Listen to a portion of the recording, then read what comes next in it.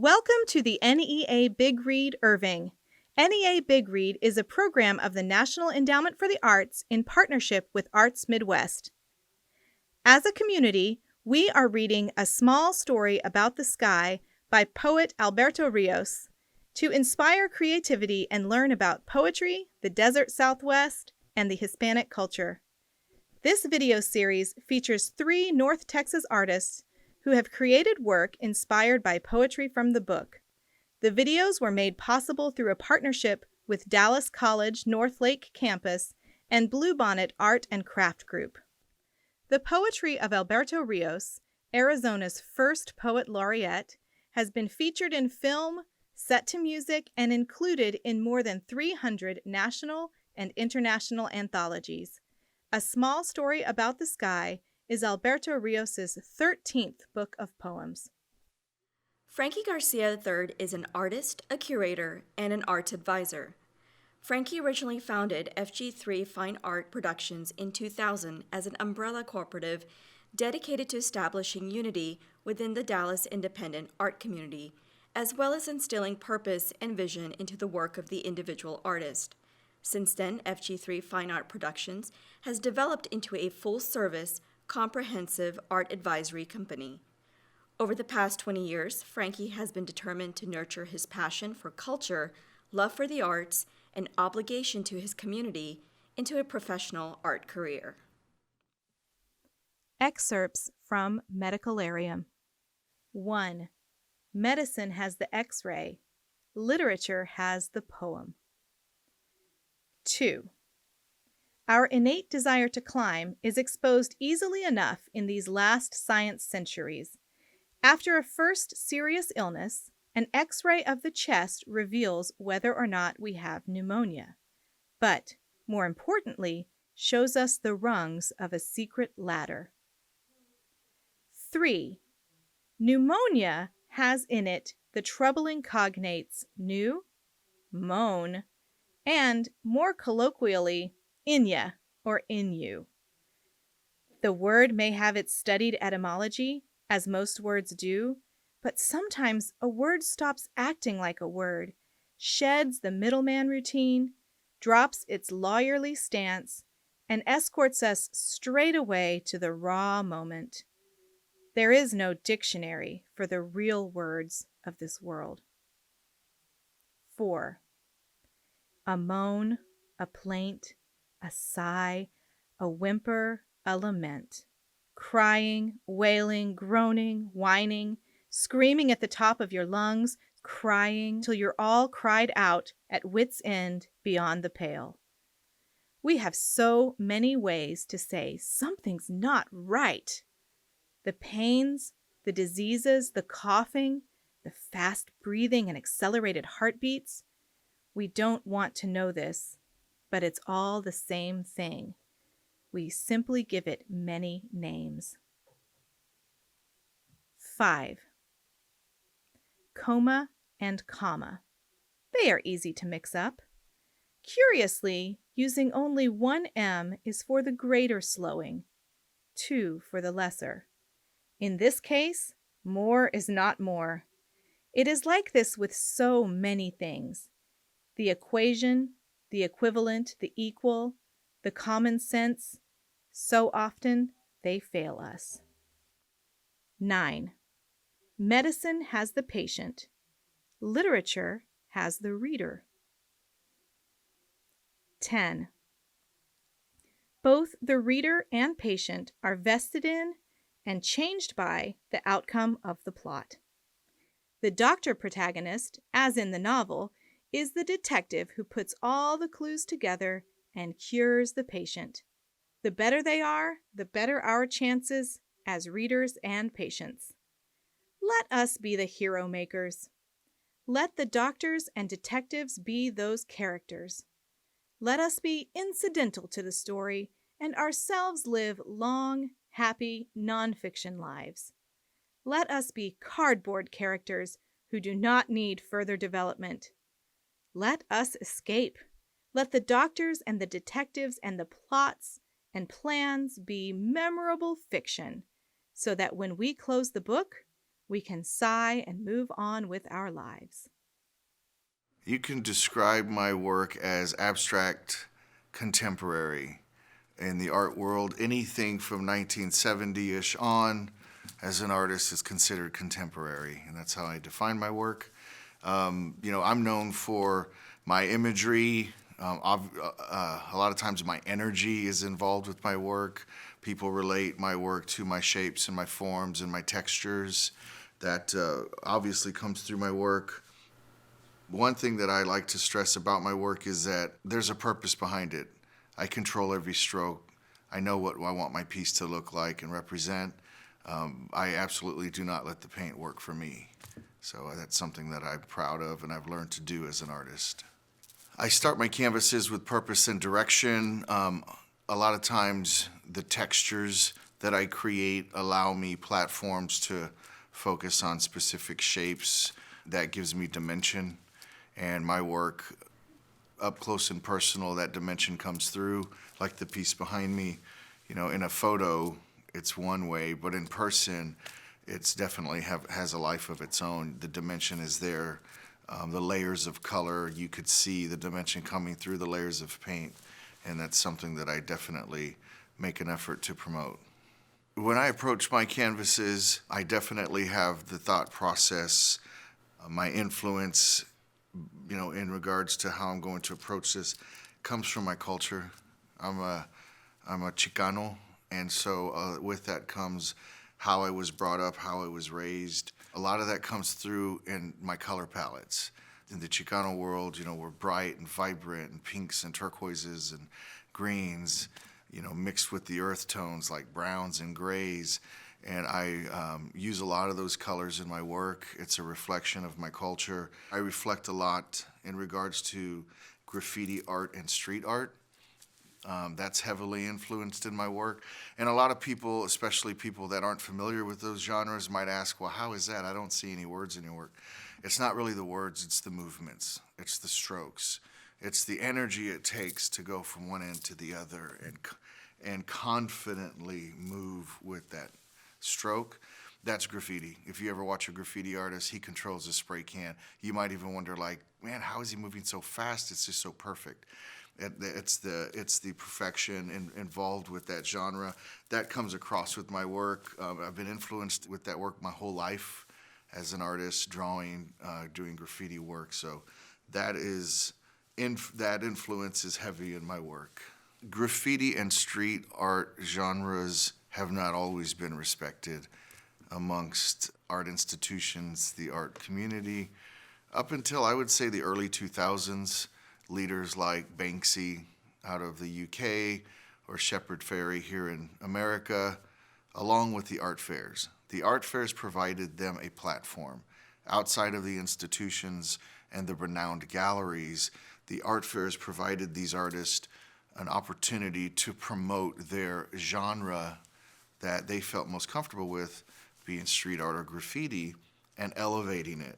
Once the collectors got behind it and realized that, hey, I can be a part of that community and not necessarily have that literal attachment, but I'm supporting this artist, I'm collecting that work, it's in my home, I'm living amongst it, I want more of it. The collectors opened that door, the galleries followed. They promote and represent what sells. Once the galleries started to follow, then the museums and institutions opened their doors. So it is now absolutely a respected art form of the highest caliber. It demands some of the most ridiculous amounts of money at auction. It's unbelievable how at one time it was considered the lowest form of art and how it's now almost one of the highest forms of art today. That influence, obviously coming from the Chicano culture, is heavy in my work, and it's always kind of been something that I wanted to show more in my work, but I couldn't because it wasn't necessarily accepted. And now that it is, I'm definitely at every opportunity trying to bring those strokes forward. I'm thrilled to be included in the project. I'm one of 3 artists. Jose and Dolce are the other 2. I met them at an Irving Arts Association Zoom panel for Hispanic art in 2020. We talked about subjects that I've always felt were important as an artist to represent. If I say I'm a Chicano artist, I'm not saying that all my work reflects the Chicano culture. What I'm saying is that's my culture, my background, and that's a huge motivation in my work. That was a subject we touched and we talked about. Jose had a lot of input that I could relate to, as well as Dolce. So I was thrilled when I was invited to be a part of this. One, the project meeting their goals, but two, providing me an opportunity to show my work and speak about my process and who I am. I'm always up for representing the Latino culture at any chance I have. Alberto's work speaks to me in general because obviously he's an accomplished and acclaimed poet, writer, 10 books under his belt, 10 plus books. So across the world, he's recognized. What I appreciate about him is he absolutely represents the Chicano culture, and he speaks of it with pride. In our culture, we tell stories. Anytime we're talking, a lot of people say, in general, it's always like I'm telling a story. It's because that's the way we grew up, man. My grandmother, my mother, it's always a story. He writes that way. There's a story behind everything. Even with the writing that I chose, I don't necessarily think it was a poem of his. I just think it's his story, his perspective about these subjects, metacalarium. And I related immediately to that for various reasons, but I'm a huge fan of him and his work and what he stands for. I chose metacalarium because I felt like he was approaching common subjects in his magical way. From a layman's perspective, as soon as I read pneumonia, it clicked with me. I was a victim of COVID, so back in December, it hit me hard. It hit my family. It hit me the hardest. I ended up going to the hospital and fighting pneumonia. And in there, obviously, you're looking at reality in the face and you're realizing that this is real and that this could go bad really quick. So, it was a scary time for me. The route the doctors went with me worked, thank God, and I survived. On my way out, my cousin sent me a text and said she had just tested positive for COVID. I'm thinking 35-year-old, young, beautifully athletic woman was gonna, no problem. 2 weeks into it, she didn't make it. And so that reality clicked, and it just really hit home that this is real. This pneumonia has taken over the world. When I read that in his writing, it hit home immediately. And then he talked about some other subjects like, your inner energy. I related that to my lungs immediately. Struggling to survive. It was so hard to breathe. I had started this painting into reticulation before I went into the hospital. When I came out of the hospital, I knew exactly how I wanted to finish it. So my process was already geared towards, this visual of, muscle tissue kind of thing. I wanted it to predominantly be red and show some of the deep purples. When I got out, I realized, that everything to me I'm all about happens for a reason. I started that for a reason. Here I am today. Now I know how to finish it. So I, highlighted the bright colors underneath my layers and brought those to life with the texture and my varnish. And this piece is about me surviving that time, that inner energy wanting to survive, but also a memorable piece of my cousin and her passing and reflecting that, deep, devastating pain within, but there's still that light. Some other things that spoke to me in the writing came from line 9. Medicine has the patient, literature has the reader. And then in line 10, the last sentence, let us escape, let the doctors and the detectives and the plots and the plans be memorable fiction, so that when we close the book, we can sigh and move on with our lives. And I related immediately to that because when I got out of the hospital, I was just overwhelmed. But it was the simple reality that I survived and it's time to move on. That's how I felt. I was like, it's time to move on. I got to be a better person. So that spoke volumes, and that's kind of another reason why I chose that writing. A lot of people, when I meet them, ask, so what is it that you do? It seems like, across the board, I'm doing this and I do that and I do this. I like to term it a professional art partner. I'm in the business of selling art. And in order to sell one art piece for one artist, there's a lot of steps that happen. So, there's marketing. We have to brand the artist. We have to create profiles. We need social media management. We need to show and exhibit their work. We need to create wow factors and excitement that their work is worthy of collecting. A lot of times that comes through murals. So we do a lot of murals here lately.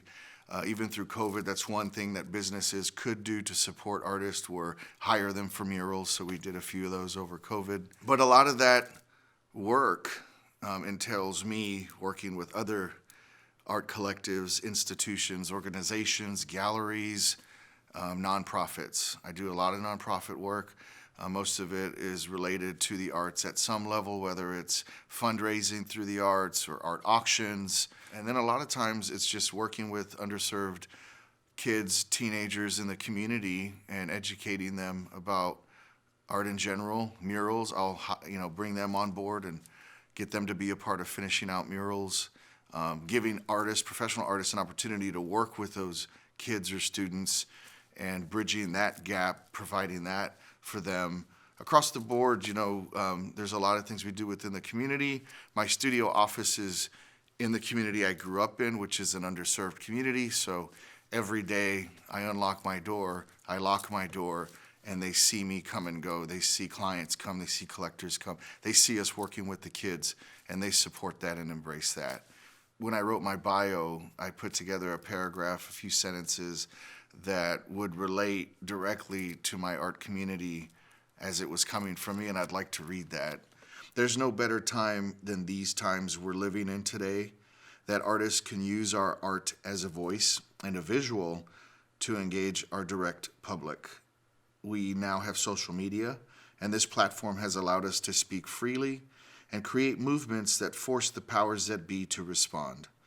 I believe we have a responsibility as artists to become the voice of action that leads our direct communities towards positive change as we maneuver through these current realities.